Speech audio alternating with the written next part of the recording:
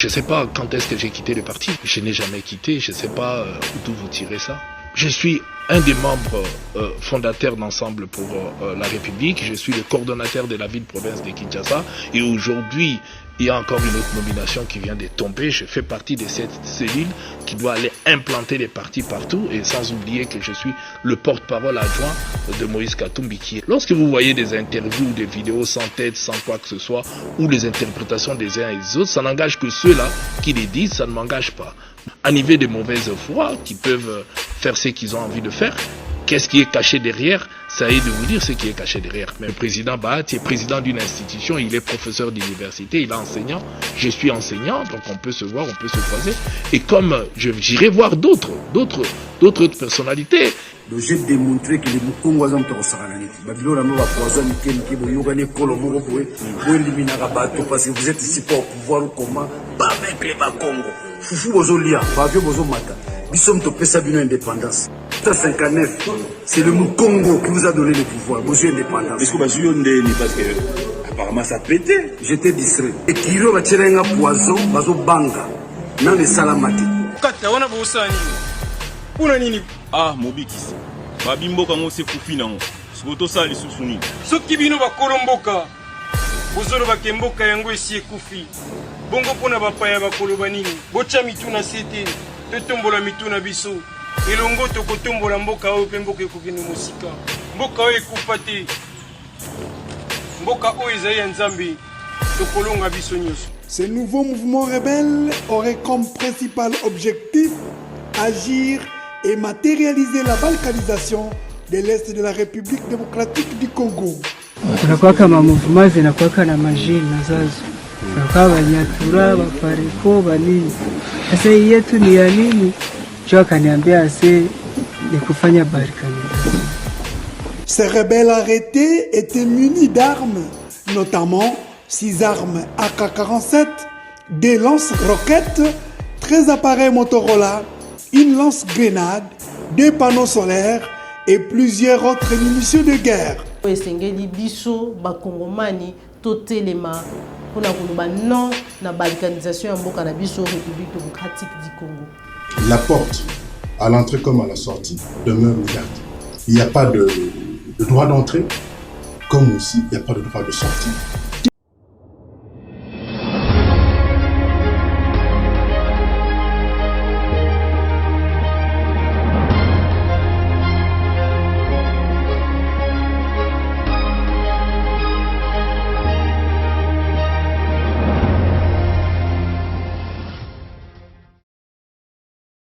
Bon début de la semaine, Bandeko Balandi applique Claire Télévision, la chaîne de vérité, la chaîne qui vous informe à temps réel, Mbote Namabota Nabino. Merci, na confiance chaque jour, vous allez co-renouveler, na Katia, la chaîne de vérité, la chaîne qui vous informe à temps réel. Le lot aux Bongo lundi 10 janvier 2022. Actualité est bongo dominée par situation sécuritaire yambo cannabis au République démocratique du Congo. Oyonga maman Joël Komena benga kayango hymne national. Pourquoi? Parce que chaque jour situation sécuritaire yambo cannabis ezali ko inquiéter ba congolais ba porta Congo na motema parce que yango ezali nyonso pona bango, yango ezali tata, ezali mama, ezali nyonso pona biso esengeli ete to batela yango to linga yango pe to bunda pona mboka na biso République démocratique du Congo. État de siège ya ki bandeko balandi biso nyonso to yebi na ba situation pe circonstance nini état de siège ya ki pe musala nini état de siège ya ki ko sala na kati ya mboka na biso précisément na partie est na kati ya mboka na biso République démocratique du Congo. Voué na échec toye ko yoka komona ba armée misusu ko ya na kati ya mboka na biso soi-disant pour mutualiser ba force pour traquer ba ADF ba bazali ko nyokola ba congolais bazali ko boma bango tongo midi pourquoi maintenant ngonga tozali ko solola na bino bandeko balandi applique la télévision situation sécuritaire na ngambo ya Masisi bakangaki ba rebelle mais na kati ya ba rebelle wana ezali na rebelle moko oyo asili koloba mission nini oyo bango bazali na yango pona mboka na biso République démocratique du Congo. Il s'agit bien ya matérialisation ya balkanisation ya mboka na biso République démocratique du Congo. Bandeko balandi tolanda nanu image oyo na témoignage ya rebelle oyo alobi lolengeni bazali coopérer pe banani bazali na sima ya opération to pe ya mission ya balkanisation ya République démocratique du Congo. On se retrouve tout à l'heure. Ce samedi 8 janvier 2022 à Mouchaké, nous sommes en territoire de Massissi. Le commandant de la 34e région militaire, le général des brigades Gisley Chinkobo Moulamba, a présenté 6 rebelles capturés lors des affrontements survenus le jeudi 6 janvier dernier à Biambwe, une localité du territoire de Massissi, entre les forces armées de la République démocratique du Congo et un mouvement rebelle non encore connu. Selon les informations reçues de l'armée congolaise, ce nouveau mouvement rebelle aurait comme principal objectif agir et matérialiser la balkanisation de l'Est de la République démocratique du Congo. Un des capturés les confirme en ces termes. Kunakuwaka mouvement zinakuwaka na majina zazo. Kunakuwa Banyatura, Bapareko, banini. Sasa yetu ni ya nini? Choka kaniambia ase ni kufanya balkanisation. Sasa nijivia vile nikasema sasa shefu wetu sasa mkubwa ni nani? Sasa naweza kuwa president. Akaniambia ile kesio siwezi kujivia nayo saa hii. Juba mingi bako natumika muleta. Mule leta sasa akeji taya mbele banezi mufungu. Bake ni kusema nitamujuaka na tunaanza. Bake atajitosha muleta kishanjo akuye kumana si. Ces rebelles arrêtés étaient munis d'armes, notamment 6 armes AK-47, des lance-roquettes, 13 appareils Motorola, une lance-grenade, 2 panneaux solaires et plusieurs autres munitions de guerre.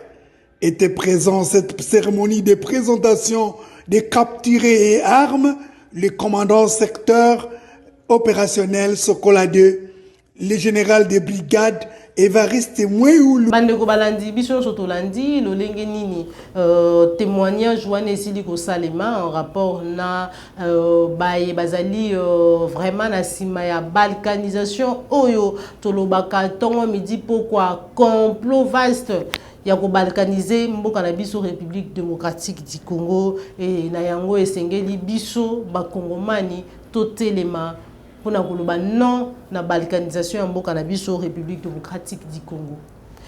Actualité mususu tope basango misusu ya mboka na biso ezali kolobisa surtout na ngambo ya bayi politique ezali bongo nomination ya secrétaire exécutif na ngambo ya Seni bipai wapi na kombo ya Toto Mabiku bipai wapi polémique ezali autour ya nomination wana babisusu bako banza ete azali bongo moko ya bazali ba proche ya Martin Fayulu mais kasi selon porte-parole ya mwana mboka Martin Fayulu na kombo ya Jean-Marc Kabunda asili vraiment kotalisa noir sur blanc que ndeko Toto atikala vraiment kozala te moi eside topé lamuka topé proche ya Martin Fayulu mais kasi azalaka délégué par IDPS à l'époque où moi namboka Martin Fayulu azalaki kokamba dynamique de l'opposition parce que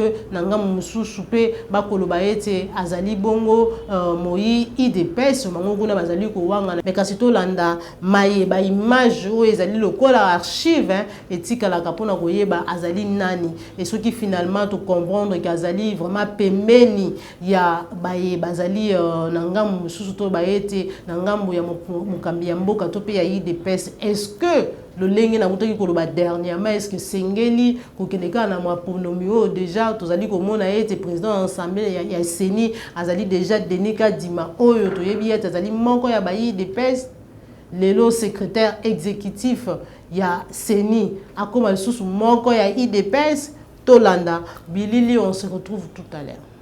Ça ne nous gêne pas. Ça ne nous gêne vraiment pas. D'autant plus que chaque jour, il y a un nouveau rebondissement. Demain, il y aura une autre base de données. Après-demain également. Avant la publication des résultats, M. Fayulu était déjà proclamé président de la République par la même Senko que vous êtes en train de citer. Avant qu'on termine l'exercice de compilation, c'est un acharnement sur le processus électoral d'un pays post-conflit pour des raisons que nous ne comprenons pas. Nous, au Congo, nous essayons de nous reconstituer et de bâtir un pays démocratique en Afrique. Le président Kabila respecte sa constitution, organise 3 cycles électoraux, cède son fauteuil à un opposant. Attendez, qu'est-ce qu'on veut d'autre? Qu'est-ce qu'on veut d'autre? Nous attendons que la Cour constitutionnelle fasse son travail et nous dira de quoi il est question, et le Congo va avancer. Voilà, bandeko balandi wana ezali réaction tukuti kolanda bakotalisa biso ete ezali réaction ya ndeko Toto à l'époque comme conseiller topé comme proche ya Félix Antoine Tshombo Tshisekedi, parce que déclaration wana esalamaki tangu proclamation ya maponomi salami tango déjà Félix Antoine Tshombo Tshisekedi ba proclamé comme président de la République. Mais aussi to tanga document wana elongo na bino soki cordon pe mafuta ko balancer yango pour être tout mona le lenge nini à l'époque azalaka délégué to pe atindamaka kuute pa ya bandeko ya IDPS na kati ya dynamique de l'opposition pour être asila ko représenter bango kaka na compte ya opposition.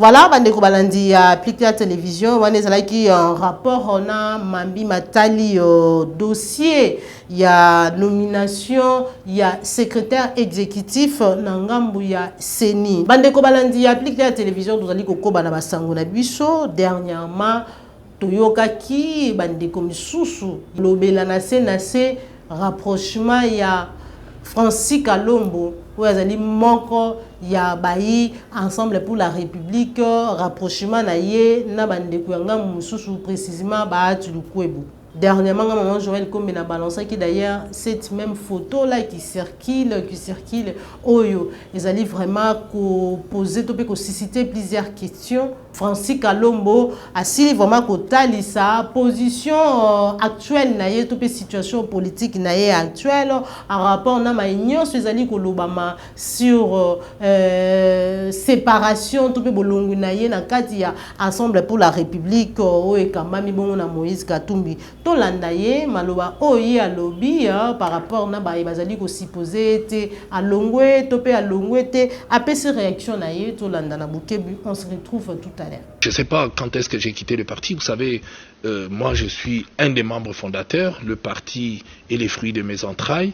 Je n'ai jamais quitté. Je sais pas d'où vous tirez ça. Je suis un des membres fondateurs d'Ensemble pour la République. Je suis le coordonnateur de la ville-province de Kinshasa. Et aujourd'hui, il y a encore une autre nomination qui vient de tomber. Je fais partie de cette cellule qui doit aller implanter les partis partout. Et sans oublier que je suis le porte-parole adjoint de Moïse Katumbi, qui est le président d'Ensemble pour la République. Il n'y a aucun problème. Je suis là et je n'ai jamais fait une telle déclaration. Je sais que dans les réseaux sociaux, il y a beaucoup de choses qui circulent, mais vous savez, si on doit suivre tout ce qui se passe dans les réseaux sociaux, je ne sais pas. Moi, je tiens simplement à signaler aux uns aux autres, Francis Kalombo communique à travers son compte Twitter qui est connu, où il fait des vidéos, où il fait des interviews. Lorsque vous voyez des interviews, des vidéos sans tête, sans quoi que ce soit, ou les interprétations des uns et des autres, ça n'engage que ceux-là qui les disent, ça ne m'engage pas. Moi, quand je vais communiquer, je communique. La preuve, il fallait communiquer, je suis là, ici je suis à Lubumbashi, et je communique. Le reste, ça reste d'hommes et de femmes animés de mauvaise foi, qui peuvent faire ce qu'ils ont envie de faire. Qu'est-ce qui est caché derrière? Ça est de vous dire ce qui est caché derrière. Mais moi, je suis là, je n'ai aucun problème. Les jours où j'ai quitté, si je veux quitter quelque chose, je l'annoncerai. Mais je vous dis que je suis le fruit de mes entrailles, je suis dans l'ensemble, et je n'ai aucun problème. Moi et le président Bahati Lukwebo, c'est de longue date. J'étais son vice-président, parce que beaucoup de gens l'ignorent, j'étais son vice-président au sein de la société civile, puisque j'étais vice-président de la société civile, Sosiko en sigle, avec beaucoup Chérubin Okenge et tant d'autres. J'étais quand même son vice-président, on a travaillé, on se connaît très bien, on se côtoie. Mais là, j'ai vu l'honorable Bahati en ces deux titres tels que je l'ai fait dans mon tweet. C'est comme ça que j'ai dit, moi, quand je m'exprime, je me cache pas. Mon Twitter et mon compte est officiel. J'ai été voir le président Bahati parce qu'en dehors de ça, je suis quand même chef de travaux, je suis enseignant, j'enseigne à l'université et je publie.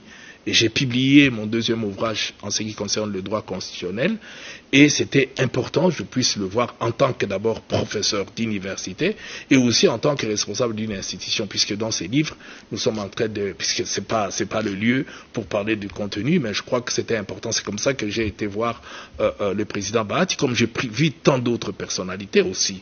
Donc, en publiant la photo, ça veut dire que je n'ai rien à cacher. Donc il y a pas du tout, et je vois les commentaires. Moi-même, j'ai fait des commentaires.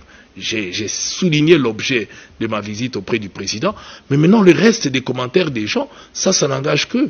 Vous pensez que moi, Francis, je suis, je sais pas, je peux pas utiliser d'autres mots pour ne pas les dire, mais je pense que ça n'engage que ceux-là qui spéculent, qui pensent qu'ils doivent faire leur show. Mais écoutez, qu'est-ce que moi je dois faire? Aujourd'hui, avec les réseaux sociaux, on peut être tantôt ici, tantôt en Chine, au même moment, on vous fait apparaître partout. Non, je crois que j'ai des très très bons rapports avec le président Bahati Lukwebo, et des longues dates d'ailleurs. Des longues dates, d'ailleurs lui-même, en nous voyant, nous qui avons commencé en tant que jeunes au sein de la société civile encadrée par lui, et tel que nous sommes arrivés aujourd'hui, je ne suis pas le seul, il y a plusieurs autres personnalités avec qui on a cheminé. Coup de chapeau, la longévité, Dieu seul sait pourquoi il nous donne cette chance. Donc ça n'a aucun rapport, et je vois les commentaires dans les réseaux sociaux, j'ai adhéré à l'AFDC, je tiens simplement à dire aux uns aux autres, ce n'est pas le cas. Donc le président Bahati est président d'une institution, il est professeur d'université, il est enseignant, je suis enseignant, donc on peut se voir, on peut se croiser. Et comme j'irai voir d'autres personnalités, Évariste Bouchab, le professeur Loumanou, tant d'autres. Donc j'irai voir tous ces grands, parce que j'ai besoin d'eux. On a besoin d'échanger avec eux, puisque le Congo doit avancer, le Congo a besoin des intellectuels, le Congo a besoin des chercheurs, et moi je suis qu'un chercheur. En tant que chercheur, il est tout à fait normal, et lorsque je sors quelque chose, j'ai besoin que cela puisse être connu, et de débattre aussi avec ces grands qu'on a connus. Il ne faut pas oublier que Bahati a participé à beaucoup de grandes rencontres que nous avons eues en République démocratique du Congo pour ramener la paix, et aujourd'hui il est dans les institutions, il est tout à fait normal de temps en temps d'échanger avec eux, et moi je le fais comme je fais avec beaucoup d'autres.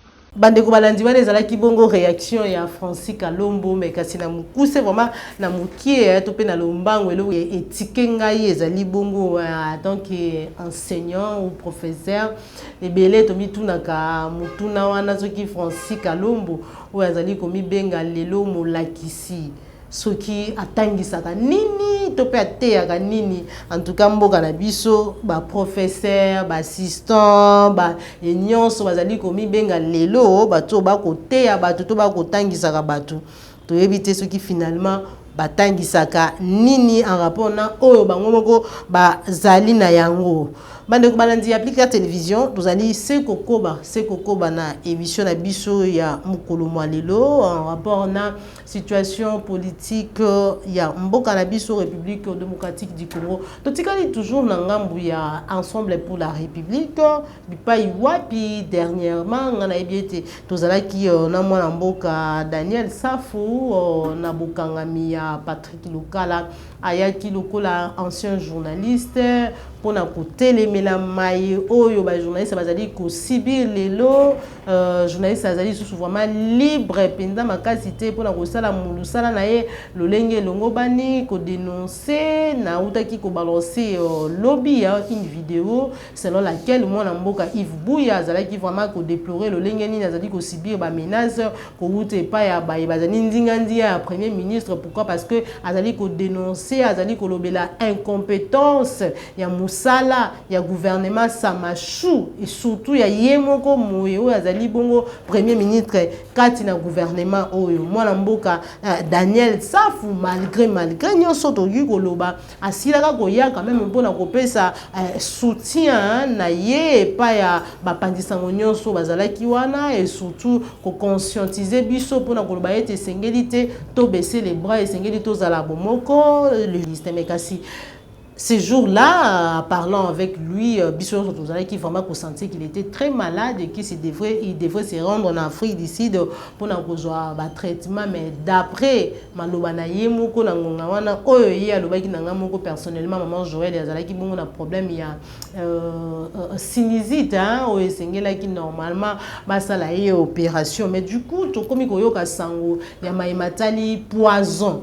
Qu'est-ce qui se passe dans Kati ensemble pour la République? Il y a Moïse Katumbi Chapui. Toyoki Francis Kalombo réagir quant à Maïnion so oyo des commissions surtout les alliés koloba menacé na kombo na ye ko ya Daniel Safu. Alobi yemoko na munoko na ye ete aliaki poison. Poison au pays aliaki. Alobeli bisika nini. Oyo makambo yango elekana ki tope cadre tope na ba contexte soki ndeni to benga yango tolanda Daniel Safu depuis Afrique du Sud vidéo basala ki na ndeko na biso Papi Mbuma. On se retrouve tout à l'heure ezali ko sala pasi makambo ya empoisonnement oyo. Père est en Afrique du Sud alors qu'il est vivant, très vivant, meilleur vœu, honorable. Après un mois en Afrique du Sud. Donc j'ai démontré que les Mukongwa ont été Babylone la mort poison Mikem Boyogane Kolomoro Boy, Eliminara Bato, parce que vous êtes ici pour pouvoir comment pas avec les Bakongo. Foufou Bozolia, Bavio Bozomata, Bissom Topesa Bino indépendance. 59, c'est le Mukongo qui vous a donné les pouvoirs, Bozo indépendance. Est-ce que Bazouyonde, parce que apparemment ça pétait. J'étais distrait. Comment tu étais distrait? J'étais distrait, mais Chita Sima, en tant que Ngunza, et Longwe. Tu as pété. Je suis parti en Afrique du Sud avec 59 kilos. Maintenant j'ai 71 kilos. Donc et kilos va tirer un poison, bazo banga. Nan le salamati. Bandeko balandi mboke kufa kala. En tout cas ma réaction ezali ko buta de partout. De partout alors de partout. Merci na Mobik ici. Oyo azali bongo artiste et comédien. Tout le humoriste Oyo a passé message fort le Congolais nyonso président de la République Félix Antoine Tshisekedi. En tout cas ceux qui ont la micro moro et tambolaka et que tambola ville mobimba ya Kinshasa et ramasser ba réaction nyonso ya ba Congolais en rapport na déclaration de discours na yo na loja koloba ete mboka ekufa kala et que loko ya koyiba ezalite parce que déjà mboka ekufa elingaki vraiment ezongisa yo moto ndenge biso ba congolaise ba congolais ba quinoise tolobaka ete zonga moto. Pourquoi? Parce que o matana taxi ozala na wende na quoi, c'est tout le monde qui en parle. C'est déplorable, très déplorable que maloba ya lolenge wana discours ya ndenge wana euta na munoko ya mukambi ya mboka alors que ozali mutu moko esengeli opesa peuple espoir malgré obunda oloba te ke mboka kufa kala obaka ete toyebi ete mboka ezali na ba problème ebele mais kasi toye ko bunda po ete mboka etombwama ekende liboso lelo opesi bato ebele loba nango mwana mboka alemba bolojo abi matière parce que soki na mboka kufa makambo ebele ezali kosalema ba détournement ezali kosalema mbongo ezali kouta wapi ya mboka oyo ekufa tolanda na video ya Mosakoli.